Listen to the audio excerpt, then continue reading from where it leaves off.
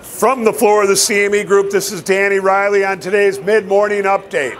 The name of this video, the Russians' soft invasion.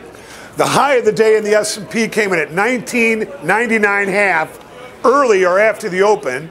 The low came in at 1992.70 just after the sell-off. And last, we're 1995.80. We're down 0.90 handles, fractionally lower.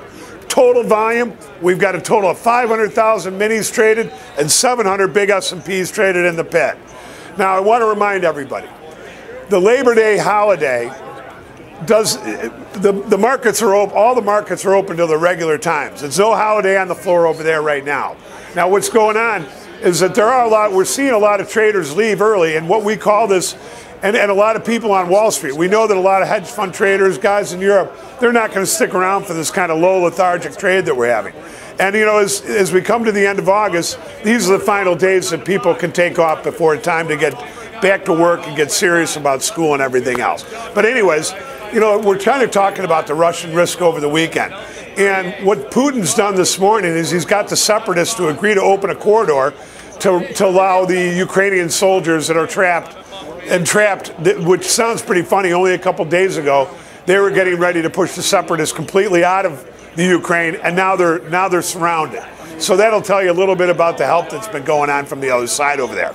Now, the other part of this is that I think what we're going to see here a little bit later in the day, and maybe there is a little bit of Russian selling going on top of this right now, but on the last day of the month, there's a tendency to mark some stocks up, and I kind of think that that's going to be the way the S&P will end up. The other part is that next week is a shortened week, obviously. We've got the holiday on Monday. The exchange is closed, but that said, that leaves a shortened trading week, and we're already kind of in a very, very thin trading environment, and I think what that happens is there's a tendency for the mutual funds to buy stock or put money to work on the first 3 days of the new month. And with the markets being so thin, it would be my guess that there's really no major problems in Europe over the weekend. And, you know, that is a big problem, but it doesn't seem like anybody can do anything about what the Russians are doing there. So the markets are kind of taking it in stride. But that said, I think that these are the two things that we should be concerned about. One, thin to win, and then a little markups at the end of the month and some markups in the beginning of the month.